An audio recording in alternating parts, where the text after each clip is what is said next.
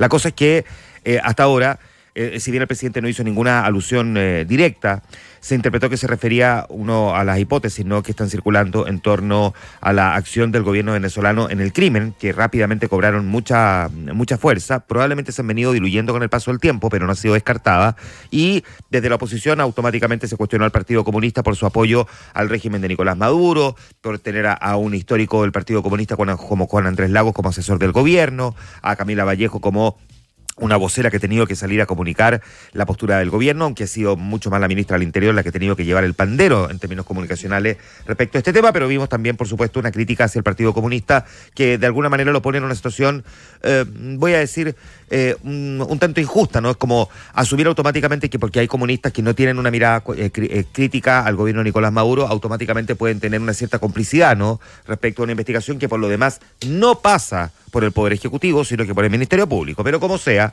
la reacción del presidente, que ya ha sido largamente analizada, al menos en estos micrófonos, cuesta entenderla un poco, que no haya una mirada, si se quiere, un poco más solidaria respecto a la indagatoria, una condolencia a la familia, o por último, fijar un punto de vista diplomático frente al tema. Ayer la portavoz de gobierno tuvo que salir a defender la postura del presidente, dijo que es claro que estamos en el siglo XXI y que dejamos atrás la Guerra Fría hace bastante tiempo, pero no queda tan claro que todos los sectores políticos dejaron atrás la Guerra Fría. Hoy lo que diría desde aquí, y reforzando las palabras del presidente Gabriel Boric en ese sentido, es que algunos deberían dejar la costumbre de perseguir o acusar políticamente a un sector político por pensar distinto a ellos, porque los resultados de eso ya los conocemos, son peligrosos y son graves. A mí me parece que esta declaración de Camila Vallejo es particularmente delicada, porque habló como comunista y no defendiendo el tuit del presidente, porque además, tengo la idea, a Camila Vallejo se le olvida que el año pasado, a los 50 años del golpe de Estado, las declaraciones de su propio partido político y de otros desde el Frente Amplio, refiriéndose a la derecha, que la trataron de golpista, de una derecha recalcitrante, momia, conservadora, y así, ¿para qué voy a recordar? Pero yo creo que todos tenemos bastante claro todavía en el horizonte cómo se trató a la derecha a partir de las declaraciones que formuló el que hasta ese momento era el coordinador interministerial para los actos culturales para ese aniversario, Patricio Fernández, a propósito de una entrevista, en una frase descontextualizada que finalmente derivó en lo que todos sabemos que fue lo que ocurrió. La manera en que desde la izquierda se trató a la derecha no dista mucho del cuestionamiento que ahora tienen desde el Partido Comunista hacia una parte de la derecha respecto del comunismo. Perdón, efectivamente quedó atrás la Guerra Fría, pero uno tiene que siempre mirar primero el error propio, ¿no? Porque andar viendo la paja en el ojo ajeno y no la viga en el propio, me parece que es definitivamente un problema.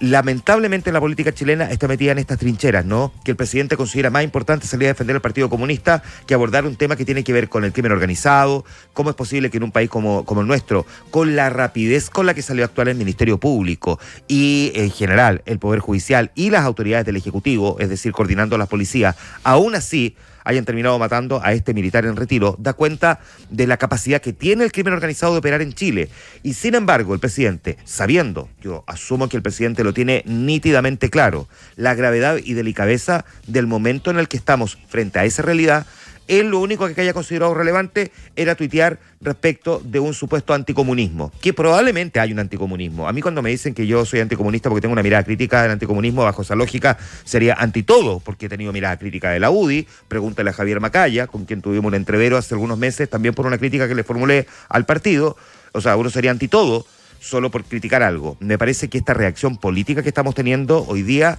no se condice con la que la gente está reclamando. Ustedes comprenderán que las personas que viven en Maipú, que han visto cómo se han descubierto casas de tortura del Tren de Aragua y además encuentran un cadáver, que tienen esta toma, que tiene el alcalde desesperado. Ayer me encargué de revisar y efectivamente el alcalde viene hace mucho rato pidiendo ayuda para poder erradicar esta toma. La gente que vive en Maipú, solo por poner un ejemplo, no voy a decir que está desesperada, está, me van a perdonar, pero con el poto en mano. Está angustiada, y esto se replica y se repite en montones de otras comunas. Por lo tanto, estos cruzos de declaraciones políticas no están contribuyendo a lo que la gente está reclamando. Y además, se parte, por el presidente de la República, porque es el jefe de Estado, es el jefe del funcionamiento del Estado, es el jefe transitorio por 4 años, pero es el jefe del Estado, entonces uno parte por él, y si él no ordena la conversación para abajo y solo se preocupa de defender a un partido político porque se sienten incómodos por algunas críticas políticas, bueno, no se van a terminar. No, y además,